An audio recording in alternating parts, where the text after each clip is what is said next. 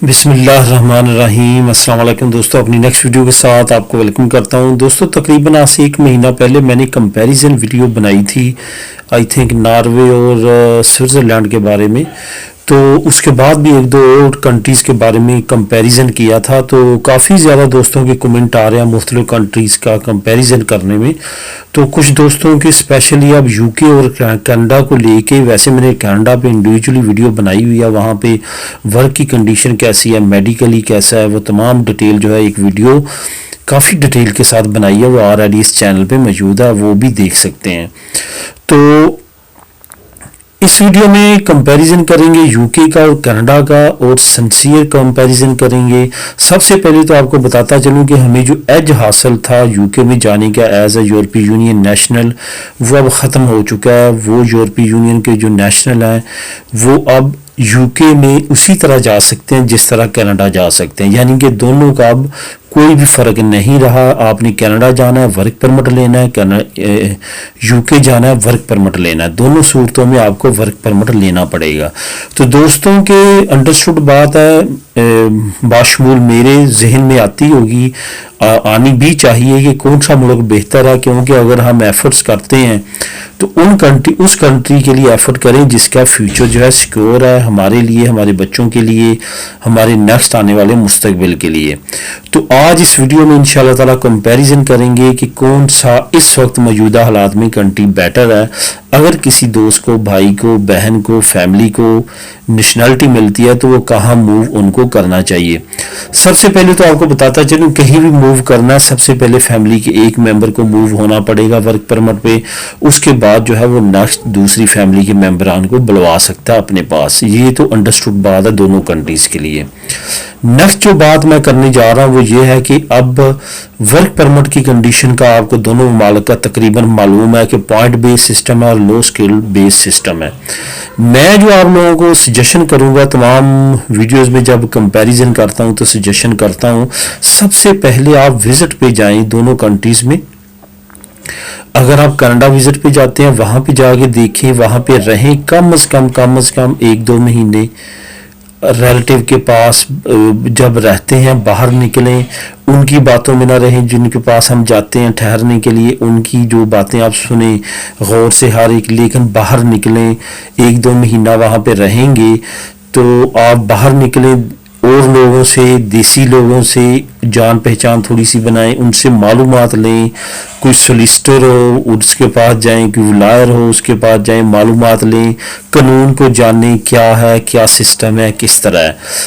उसके बाद माहौल को समझें वहाँ का। इंग्लैंड के बारे में तो काफ़ी ज़्यादा मालूमात मिल जाती है कि वहाँ पे बहुत ज़्यादा कम्युनिटी है, वैसे भी नज़दीक है।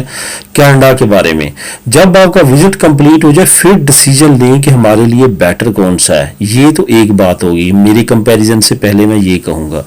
उसके बाद आपके हर फैमिली के हर एक के सर्कमस्टेंसेस अलग रहता है, उस हिसाब से भी देखें।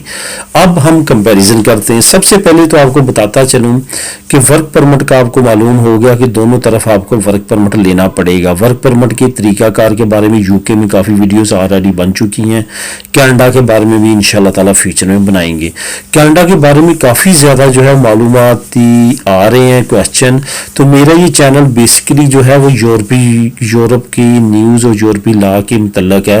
फिर दोस्त कहते हैं कि आप स्पेन की न्यूज़ से निकल के दूसरी कंट्रीज़ में चले जाते हैं, तो इसलिए हो सकता है कि आने वाले वक्त में स्पेशल कनाडा के लिए एक चैनल बनाया जाए जिसपे सिर्फ और सिर्फ कनाडा से रिलेटेड जो है वो न्यूज़ शेयर करेंगे, ताकि जो आने वाले वक्त में हमें दरकार है न्यूज़ वहाँ पे वर्क परमिट के लिए, वहाँ पे विजिट के लिए, तमाम चीज़ों पे वहाँ पे गाइड किया जा सकता है इजीली। तो सबसे पहले तो हम बात करेंगे कि वहाँ पे हमें बेनिफिट कौन कौन से हैं। वर्क परमिट के लिए आपको ये बताता चलूँ, इंग्लैंड में सिर्फ 1-2 स्कीमें हैं, लेकिन कनाडा में बहुत ज़्यादा स्कीमें हैं जिसमें बहुत ज़्यादा आप अप्लाई कर सकते हैं और किसी ना किसी में आप एलिजिबल हो के वहाँ पे जा सकते हैं, ख़ास तौर पे अगर यूरोपीय यूनियन के आप नेशनल हैं। यूके ने अभी तक यूरोपीय यूनियन के साथ कोई ऐसा मुआहदा नहीं किया जिसमें यूरोपीय यूनियन के नेशनल को आसानी हो वहाँ पे काम करने के लिए, लेकिन कनाडा ने इटली के साथ मुआहदा कर लिया और अब आने वाले वक्त में दूसरी कंट्रीज़ के साथ भी करने जा रहा है। और ये कोरोना वायरस की वजह से ज़रा मसले मसाइल है। उसके बाद अमेरिका का भी आपको पता है कि वो भी मुआहदा ओबामा एडमिनिस्ट्रेशन एडमिनिस्ट्रेशन के दौर में था, लेकिन बाद में कैंसिल हुआ डोनाल्ड ट्रंप की वजह से। अब दोबारा वो भी रिवाइव हो सकता है, उस पर भी इंशाल्लाह ताला आने वाले वक्त में करेंगे, वीडियो बनाएंगे। अब बात जो मेन यहाँ पे मैं करने लगा वो ये है कि वर्क परमिट लेना ज़्यादा बेहतर और आसान, जिसकी इतनी क्वालिफिकेशन भी ना हो, वो मेरे ख्याल में जो है वो कनाडा है। क्योंकि जो यूके ने अनाउंस किया पॉइंट बेस सिस्टम, वो काफ़ी ज़्यादा डिफ़िकल्ट है। अगर 100 लोग अप्लाई करेंगे तो शायद 10 को मिले, इस वजह से कनाडा। दूसरी सबसे बड़ा एज जो मुझे नज़र आ रहा है, जो आपको स्टडी में नहीं मिलेगा, किसी जगह पर भी आप सर्च करेंगे नहीं मिलेगा, वो जो एज है वो ये है कि जो यूके है वो यूरोपीय यूनियन के साथ लगता है, और यहाँ से बहुत ज़्यादा इलीगल इमिग्रेंट जो है वो बोट के ज़रिए ट्रांसफ़र हो जाते हैं, यूके में चले जाते हैं। लेकिन जो कनाडा है बहरुल काहिल के बाद है, और यहाँ से समंदर के ज़रिए डंकी लगाना, वहाँ इंटर होना नामुमकिन है। अब वहाँ बड़े बड़े शिप जाते हुए जो है वो कामते हैं, छोटी छोटी कश्तियों का जाने का सवाल ही पैदा नहीं होता। इस वजह से वहाँ पे इलीगल इमिग्रेंट्स की भरमार इतनी ज़्यादा नहीं है आने वाले वक्त में वहाँ पे। और आपको मैंने कई मरतबा वीडियो कनाडा के मतलब जब बनाता हूँ बताता हूँ कि वो दुनिया का रकबे के लिहाज से दूसरा सबसे बड़ा मुल्क है, लेकिन आबादी इंतहाई कम है। उनका यही टारगेट है कि एजुकेटेड लोगों को, जो दुनिया में हाई क्वालिफाइड लोग हैं, उन्हीं को सिर्फ और सिर्फ जो है वो कनाडा में पनाह दी जाए। इस वजह से कनाडा इस लिहाज से भी बहुत बेस्ट और अच्छा कंट्री है कि वहाँ पे ऐसी अपॉर्चुनिटीज़ हैं। इसके बाद जो नेक्स्ट मुझे सबसे अच्छी चीज़ कनाडा में लगती है वो ये है कि फ्यूचर में वहाँ पे बहुत ज़्यादा डेवलपमेंट होने वाली, अभी वो अंडर डेवलपमेंट कंट्री है। एक और बात आप लोगों के साथ शेयर करूँगा, साथ शो हो रही होगी पट्टी, मैंने एक सर्च की थी कि दुनिया में सबसे अच्छा लिविंग स्टैंडर्ड के हिसाब से कौन सा मुल्क है, तो 2020 की लिस्ट में वो नंबर 1 पे कनाडा आया। आपको साथ में उसका दिखा भी देता हूँ जो मैंने स्नैप खींची है। तो इस लिहाज से भी कनाडा जो है वो बहुत बेस्ट कंट्री है। उसके बाद अगर वर्क की बात करें, अनएम्प्लॉयमेंट रेशो, बेरोजगारी की, इसमें कोई शक नहीं है कि यूके में 5% है और कनाडा में 8% है, 3% यूके से ज़्यादा है। लेकिन ये ऊपर नीचे होती रहती, इतना बड़ा मसला नहीं है। बेनिफिट्स के हिसाब से भी तकरीबन सेम है। इंग्लिश वहाँ पे भी बोली जाती है, और मेडिकल जैसे ही कनाडा में फ्री है वैसे ही कनाडा में यूके में जैसे फ्री है वैसे ही कनाडा में भी फ्री है। तो इस लिहाज से तमाम अगर चीज़ें देखी जाएं तो 19-20 का फ़र्क है।